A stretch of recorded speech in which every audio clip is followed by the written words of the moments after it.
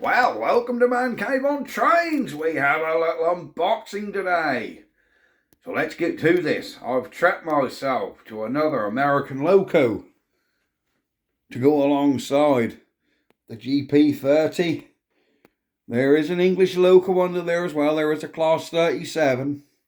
But I've got another American one to go on the top track. Let's get her unboxed.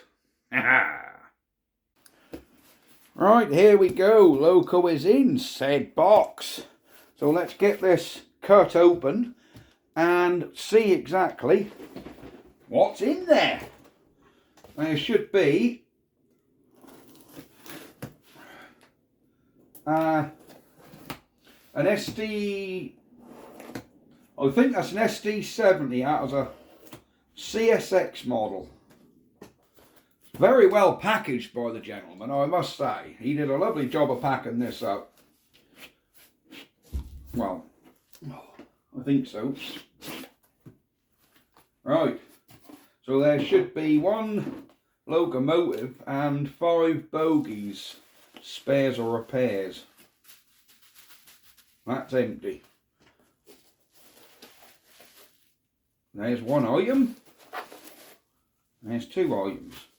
Right, let's start with, they look like the carriages to me, or the little trailers, locos, dollies. Well, there's a dolly with one, there's a dolly with 1 bogie on. Oh, another dolly with another bogie. So I can take the bogie off that and put on that, and hopefully we'll have 1 wagon. He said these were spares or repairs. There's another dolly, but no coupler. There's a dolly with a coupler. And, a complete dolly with a coupler. But where some couplers missing. Somehow, yep, where couplers missing. But there you go, if not, they'll be track fillers. We can do something with them. So we have 5 of them. Now let's see what the locomotive's like. Should be a CSX unweathered. Again, really well packaged up. Da, da, da, da. Where are you, my little baby? Oh, there we go. There he is. Right, let's give him a thorough look over to make sure we haven't got any damage. Always keep your boxes, fella. You never know when you're going to need them. These boxes come in very handy. Right, let's have a look at our little CSX. Oh, he looks lovely. He looks to be in nice condition. Look at that.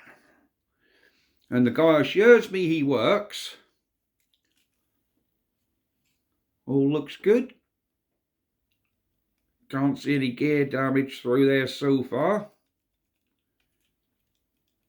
So that's... Right, I think what we've got to do is...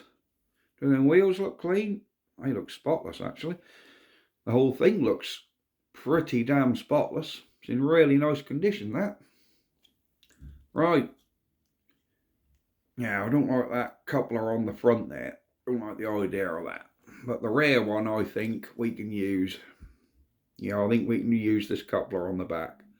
Right, let's have a look. Let's get our train layout fired up and get him on and see if it works. Aha. Here we go. Back in a mo. Alright, here we have it. Here's our layout. What is that flashing around? Is there dust flying in front of the camera? I have not got a clue what all them light spots are this is seeing. Oh, well, they're coming up on camera. There's light spots. How bizarre. Wonder if there's something to do with the LEDs. Who knows? Anyhow, we're going to try our locomotive on this top track. So let's bring our GP30 round. He's coming. And once he's round, we can unhook him and see how the other one goes. And there we go.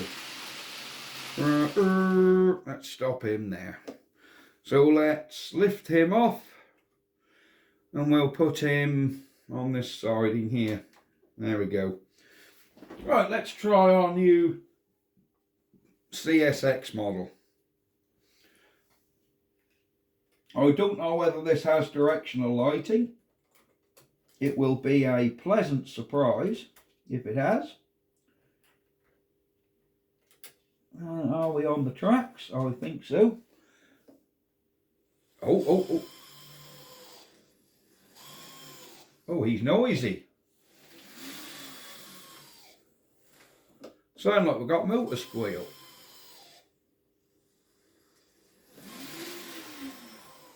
He's definitely noisy.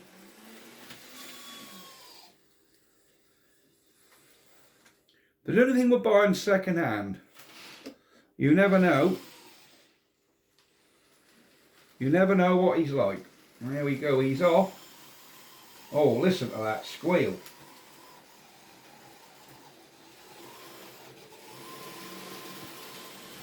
Can you guys hear that? He is squealing. Sounds like he's got a dry motor.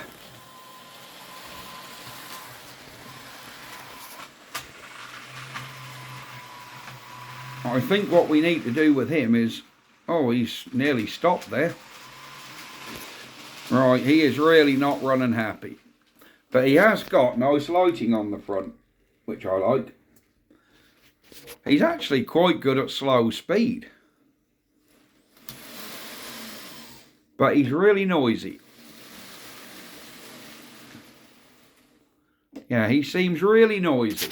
So I think what we need to do is get the cab off him and maybe give the oil give the motor a couple of drops of lubrication and see what's going on with him.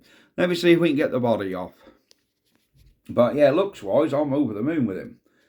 And he is running and he hasn't got gear noise, but the motor does squeal a little. So what we can do with that, I'm not sure. But we shall see. Right, back in a moo. Right, we have the body off our locomotive. We can see the little LED front and rear lights. There are the front lights, there's the rear lights. Hey, he's lovely. Right, I can see our motors in here. So she's dual motor, one there and one there. And there's our little tiny worm gears. Now a lot of you are going to cringe and say you shouldn't use WD-40 on locomotives. Well, I've never had a problem using a touch of WD-40. I really never have. So we'll just be very sparing and put a tiny bit of WD-40 on these worm gears at the front. And basically all the gears, but that sounded like them squeals were actually coming from the motors. But we'll dab a little bit on and we'll see how we go from there. Right, I've got a little pot set up. Let's put a bit of WD in this pot. There we go. Don't squirt it directly at the tin because that is a bit extravagant and you will put way too much on. So just put a little bit in the pot. And then we'll get some on our screwdriver to see if we can get a little bit of a drip on there. And if we can get a little bit of a drip on there, we can then put it in the loco.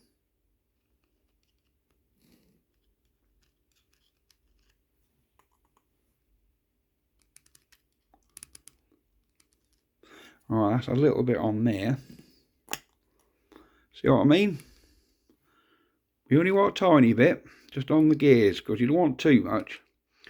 Because some people actually squirt in there and sodden it all up. Now we don't want that, we want 2 or 3 drops. We have no problems with our wheels, which is good. The wheels all seem absolutely fine.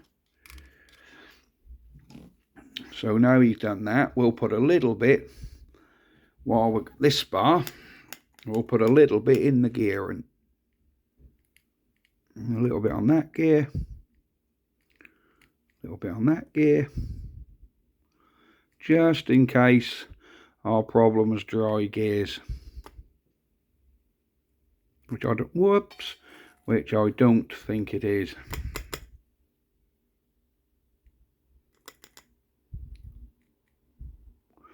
we're just putting a touch, just a skosh of WD-40 on these gears.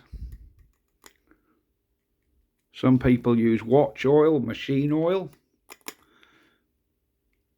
and hopefully we can do away with that squeal. Here we go, just get a little bit in there. That noise is just me dangling the screwdriver in the pot.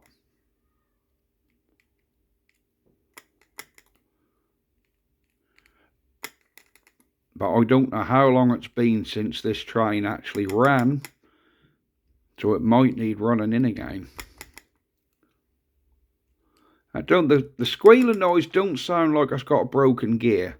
It sounds very much like it's just dry.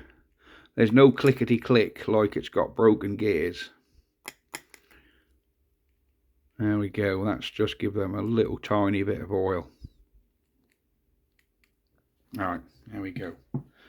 I think what we can do is we can be getting the body back on this. And, well, basically, see if we've cured that squeal. Back in a moo. Alright, our body is back on. Let's get him back on the track. See what he does. Right. We've got you guys set back up. Let's get him back on this track.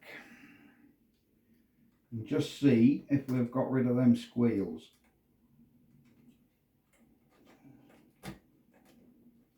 Which I'm hoping. I really need to get a re-railer. Getting 12-wheel locos back on N gauge is a tricky old job. There you go, I think he's on. He's on. Right. My rolling stock over the other side there is in my siding.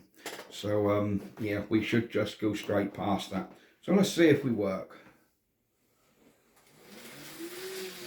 Look at that, squeal has gone. Hear that? Yep. Why have we stopped? Have we got a bit of dead track? Oh dear. Whoops, we're away. We have a derailment. Was he not on the track right? Oh dear. I don't think he was mounted on the track right. But I must admit, he was running faultlessly then. Did you notice there was none of that squeal anymore? Let's back him up. Right, there he is. Here he comes. Oh. Let's zoom you guys out. Can you hear him?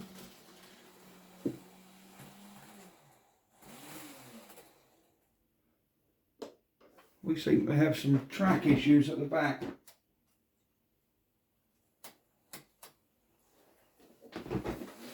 Oh, we're away. Why does he keep running off on that corner? It's the second time he's fell off in that place. There's obviously something going on this corner. Alright. Sure, I've got him on the rails, right? Sure I have.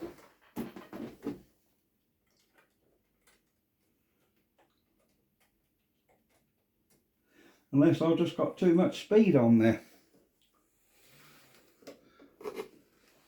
Let's see if he does any.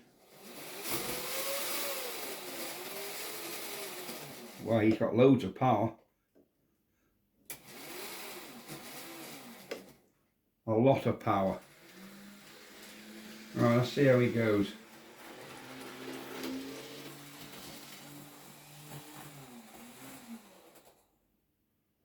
We're stopping on that back section.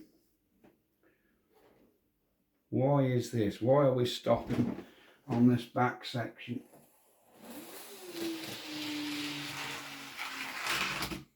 And he's running off on that corner again. That is very bizarre. It's very bizarre why he's running off on this corner. Because he shouldn't be. There's no reason that he should run off on that corner and take one of my trees out. No reason at all. Unless it's because he's top heavy. Everything looks absolutely fine on there. And when he went round there a little while ago with a noisy motor, he didn't fall off then. So why have we got a train that's fallen over on corners now, when he didn't? Anyhow, I'm quite happy with this. There he is, with a little service, and I reckon once I get him set up so he don't fall off on the corners, we will be sorted. There we go. So I'm going to call this video a day. Thank you very much for watching. Hope you enjoyed my unboxing of this Kato N scale CSX. He's beautiful. I do like it a lot. Right, I'm going to call it a day. Bye bye for now.